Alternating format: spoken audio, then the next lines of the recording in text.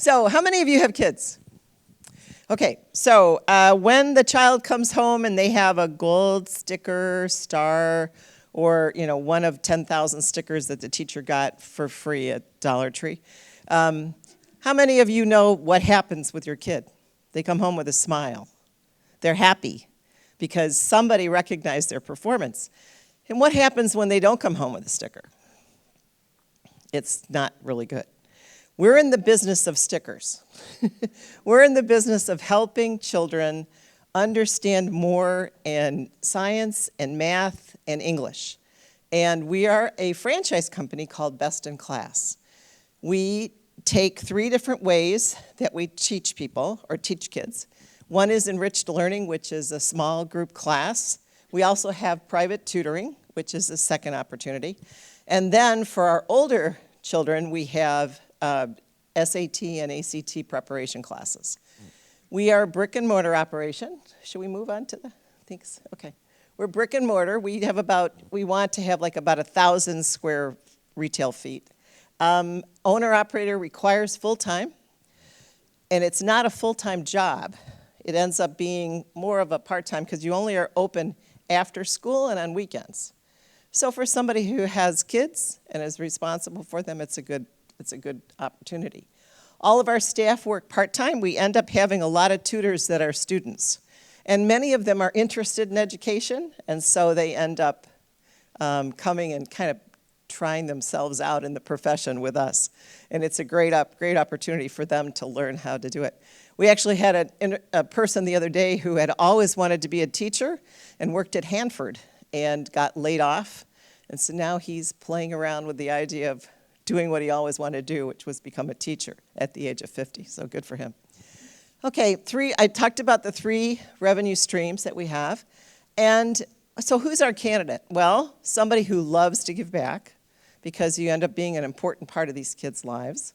You end up partnering with parents. We believe that that's a strong part of this. They're not just absentee owners that drop them off and leave. We make sure that they're involved in the process, that they have an opportunity to correct and work with the child on what we're teaching them. We want somebody who feels passionate about education. All you have to do is pick up any news outlet today and you'll find out that our education system in our country is not doing well. And so this is an opportunity for us to give back and provide an opportunity for children to participate and to feel better about that experience in the classroom because there's more focus on them. And we believe strongly in being an important part of the community. It's not just, becoming a place that's in the mall and the kids come to. We end up being involved. We have open houses. We have parties. We end up working with teachers, and we sponsor teams, and we have mathnasium kinds of things, even though we don't use that word because they're one of our competitors. But they have funny signs on their doors, so we don't look to them. Anyway, so our story is an interesting one. Our founder was a refugee from Vietnam. He came from Vietnam. He escaped. We've heard the stories of tried to escape 17 times, was shot at 5. They only hit him once. But he came and he ended up in the Philippines. And then he came to North America because he had an uncle who lived in Prince Rupert. That person ended up being his sponsor. And he went to high school when he was 20 because he did not know English very well at all. His story is that he felt education was so important that he grew his business and then decided to franchise it because he knew that the target audience of interesting kids who need help are really the citizens of tomorrow. And so it's his firm belief that we participate in that. How did I end up in this? Well, this is the power of networking. My former CEO said to him, "You need to meet Sue." And so I come from a background in Monsanto. I was CEO of Seattle's Best Coffee. Remember Seattle's Best?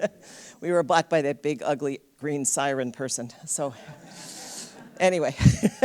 And then I had a short stint as the HR director for the city of Seattle, which was the job from hell. So just know that networking is powerful, and we believe Best in Class is a good opportunity for someone who wants to get into the field. So 5 minutes? Done? Pretty good timing. This is Stephanie, who is our CFO, and Laura's hiding in, she's our COO. And Hal would have loved to have been with you tonight, but he had to go to another meeting of which an organization he's the president, so we figured he had to go. So, time for questions? Somebody asked me earlier, did you have to be a teacher? And the answer is no.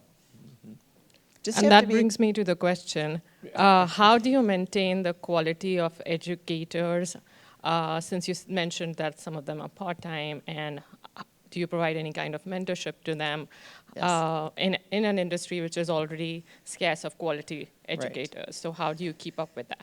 You know, if a student who's in education wants to practice being a teacher, this is a great way to do it. And they're mentored. We have training programs. We have a curriculum that they use. It's an opportunity for them to learn how to present and how to work with kids, and also how to focus on the growth of an individual student, because that's what they're doing, is providing individual enrichment to these students. Many of I said part-time because they're all going to school for the most part. We have some retired teachers who work with us, and we have a few refugees from the Department of Education recently arrived, but unfortunately, been laid off and that kind of stuff. So we've been finding interesting people who want to come and work with us, but don't have the time or energy to commit to a full-time position. And so and we do a lot of training with them. So they end up either liking the profession or moving to accounting or something, because they're not sure they like working with kids. Other questions? I got one for you. Sure. By the way, I want to first acknowledge y'all on your team for the great work that you're doing. Thank you. Right? It's so important, education. We often dismiss it, and we know the impact of that area. So I want to acknowledge you and appreciation in an area that I'm personally passionate about, too. I've had businesses in that arena. One question for you, similar to the point you mentioned about the CL Best Coffee and the Green Company. Yes. Similar in this space here, there are other companies, one is Green as well, right, that is in that space that you're working in. What's the distinction that you bring, and from a data point, what's the commitment to the student you bring in as well? What's your secret sauce? I think for us, it's price point. Our price point is lower, so it makes it more affordable for a number of children to participate. We end up having smaller class sizes. The brick and mortar location, some of these other competitors in the field are online. And we find parents, we have an option if you want to do it online, but most parents say, no, my kid is already too much in front of a screen. I want him to learn how to talk to another human. And so they end up coming to us, and that's one distinction that we have. And I think, like Stephanie, is one of our students from years ago. Quite a few years ago, but not many. And, she went on to get her degree and become a CFO of our company. So it's sort of like a family affair. We have strong loyalty from parents, and in fact, they are a large market for our franchisees, is the parents, because they believe in what we're doing, and they believe in that opportunity. Did you have a question? Yeah. Sure. One more? Are we over? Sorry. Are you done? Oh. Kind of three-layered. How do you find your students, or how do the parents find you? And I know you said you're affordable, right, but affordable could mean anything right, to anyone. And oftentimes, I know when I was growing up, I mentioned that I was from a very small town. I didn't have access to tutoring. Right. One, we couldn't afford it, and two, tutors didn't come. They weren't in our area of the city or the town. So how do you attract your students, and then how do you go out into the community to bring those students to you? There's a number of different ways. We have 40 franchisees around the United States. We have focused a little bit in Texas and California, and here in Washington State. We have one in Tampa, Florida. So we're building towards being all over the United States. We tend to be a franchise that I think focuses on individual development, whereas a lot of our competitors have a standard curriculum and they deliver it in a standard way. Because you only have max 5 kids in your enriched class, the instructor, tutor, they have an opportunity to work individually with the child. And I think our roots are in a person who came here as a refugee with nothing.